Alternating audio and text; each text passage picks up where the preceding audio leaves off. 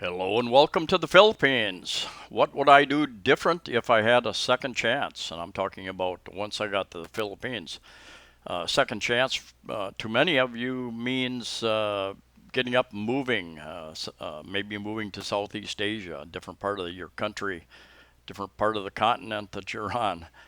Um, Second chance, just picking up and starting a new life. As long as you don't bring all your bad attitudes, all your baggage with you, the things that cause you grief and worry and stress. Leave those back home. Anyway, I'm talking about as I retired, I looked at many options. I looked at traveling North America and South America, looked at retiring to different places around the world, Central America, South America. A little too cold in Canada for me and northern USA. Um, anyway, there's lots of choices in life, and it doesn't mean that every choice you make doesn't mean it's a wrong choice. There can be many right choices and many great adventures. It just means that once you make one choice, sometimes it's difficult to go back and take another road. Although it is quite possible. I meet a number of people who travel and go to, for instance, different countries in Southeast Asia and South America.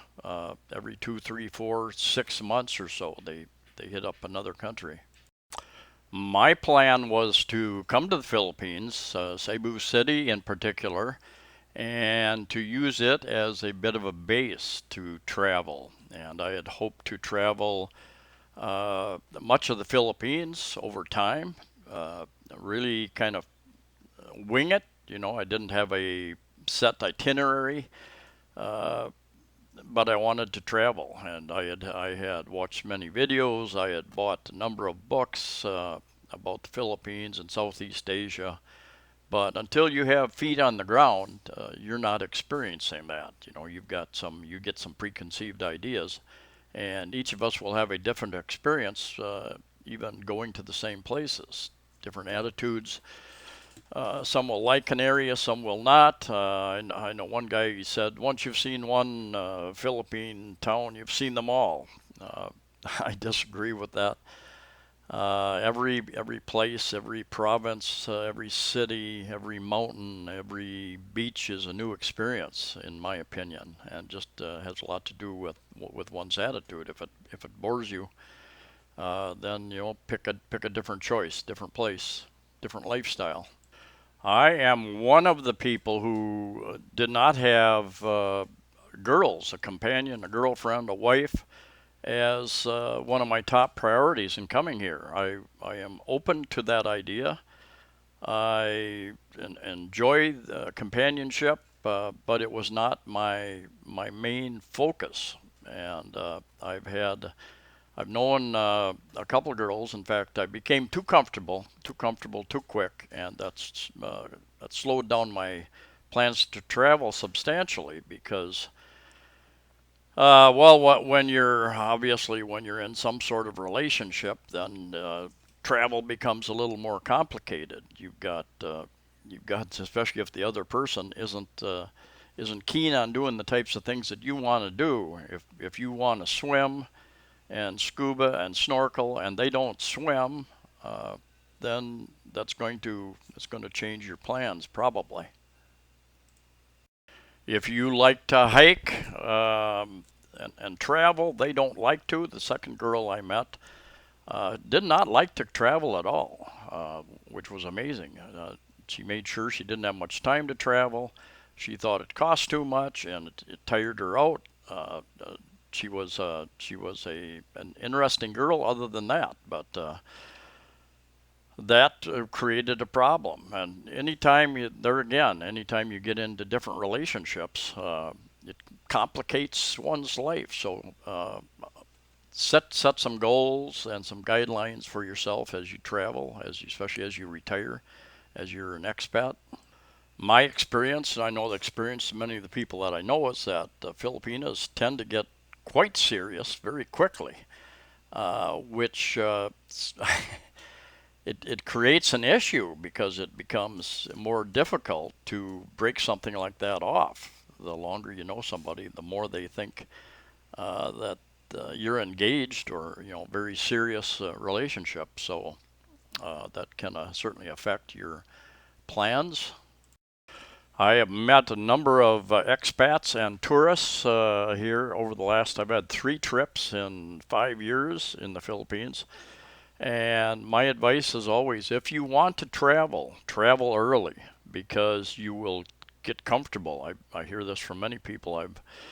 Many of my friends came here with one plan, and they quickly became comfortable. They met a girl, and did not get out to travel. One of my friends, he's been here I think 3 times, and has been wanting to go to a number of different cities, and he's made it to Bohol a couple times, but has not gotten out to the other areas that he wanted to visit. So if you want to travel, do it early on. And I've had a couple people who've done that. They've texted me the day after our discussion and said, "Hey, I'm on a ferry. I'm just ready to land on Bohol, or just got off a plane in Dumaguete."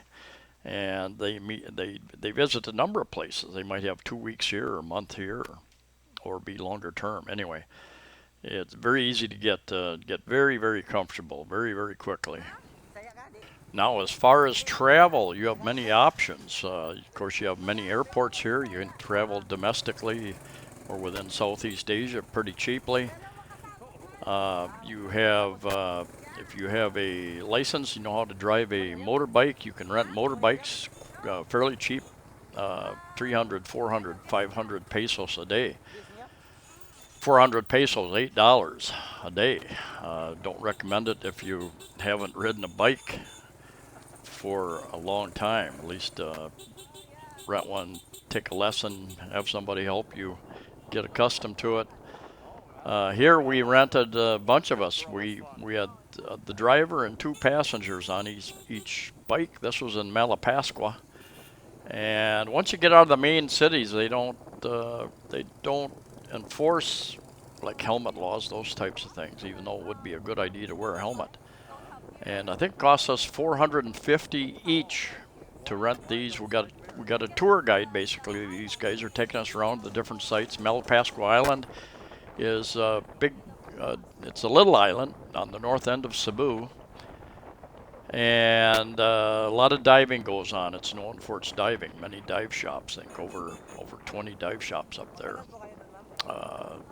Real nice area. Once you get off, a number of places to go, beaches to go to, lighthouse to climb up to, just areas to visit. And anyway, if you are the adventurous type, your foreign driver's license is good for 90 days in the Philippines. You can rent these a lot of places. Just be very, very, very careful, because if you damage the bike, you will pay for the. I did that with the first bike. I laid it over going up a rocky hill in Camotes. A real rough road. Had to take a real sharp left turn lane. Left turn, didn't have enough power, gave it power and overcorrected, and anyway, it cost me 7,000, about $140 to buy new parts for that brand new Honda 125. One great thing about the Philippines is that there are many options to travel, and there's also it's very inexpensive, and you've got buses, you've got ferries, you've got what they call V-Hire. They're like 12 to 15 passenger vans that you generally cost a little bit more than a bus, but still quite reasonable. You got these outriggers, banca boats. You've got the larger ferries. Planes, of course, don't have many trains.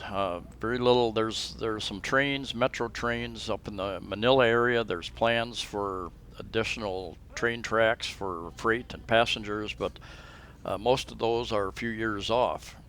But anyway, it's a great adventure. I would have also taken more time. I've been to Vietnam now. Been over there for a couple weeks. I would have taken more time.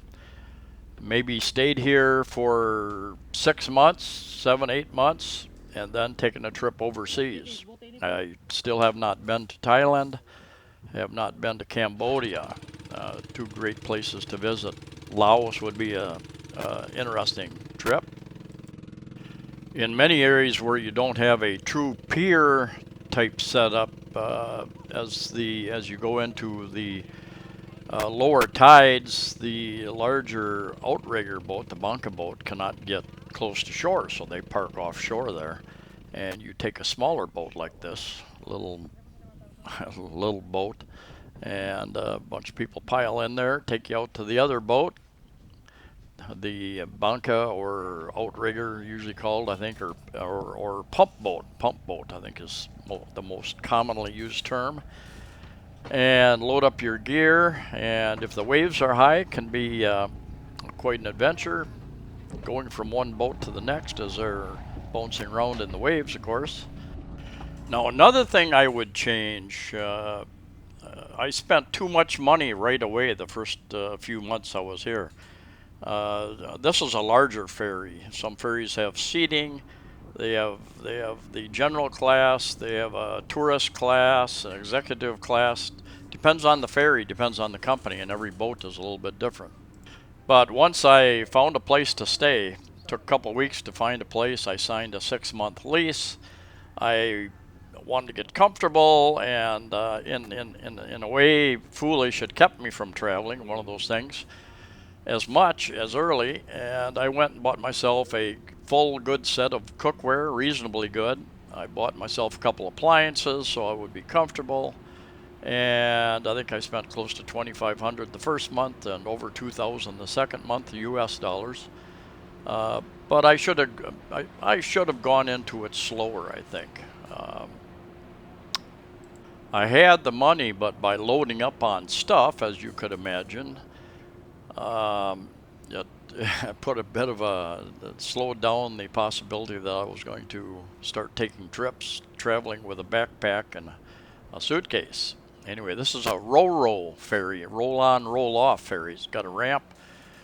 Some load from the side, most of them load from the back, and you get trucks and cars, and if you have a vehicle, motorbikes, freight, they'll haul a lot of freight. And if you get a bus ticket from one place to another, for instance, you can get on a bus in Cebu City, and Iloilo City is a couple islands away. You get on the bus, and the bus takes you to the ferry. You cross. You get off the bus onto the ferry. The bus drives onto the ferry. When you unload at the next island, you get back on the bus, go across that island, get on another ferry, and so on and so forth. There are times when the seas get high where more and more they're starting to shut down ferry traffic, and there are some plans to build more bridges, try to connect most of the islands, most of the large islands together, so that the sea will not always be the determining factor. If you have a road, big long bridge going across, there was one planned from Cebu over to Bohol, and that's been put on hold for now. Now, bringing it up to the present time, another thing I would do differently. We've got the current medical crisis around the world with lockdowns, very little transportation, flights going on, all sorts of travel restrictions. In hindsight, I thought the governments would understand how bad the lockdown was going to be, how much damage it would do to people, how people would be killed, die because of the lockdown and not the virus.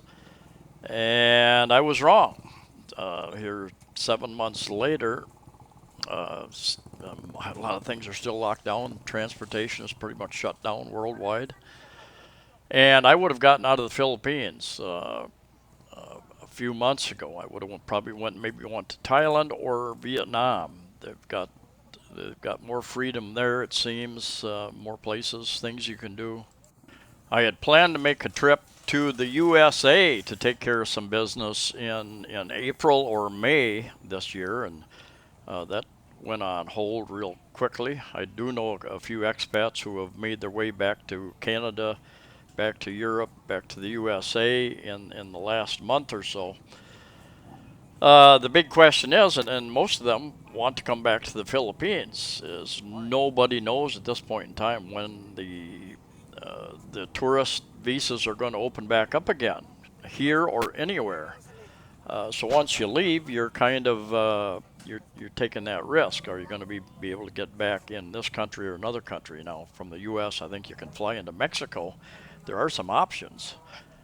You might have to go through testing. There are a number of Caribbean countries you can go to. Other countries, you may be required to take a test before you fly within 48 or 72 hours. So there are options, but I do expect in the next couple of months or later. And then when I do come back, when I finally do get back, I do plan to start where I originally was going to do. I plan to do more traveling in the Philippines as well as other Southeast Asian countries. Anyway, every area is a little bit different. The types of boats, the types of ferries, the motorbikes. Dumaguete doesn't have taxis yet, I don't think. So you've got tricycles and buses, jeepneys. Anyway, thanks for watching. Safe travels, stay safe, and I'll see you next time.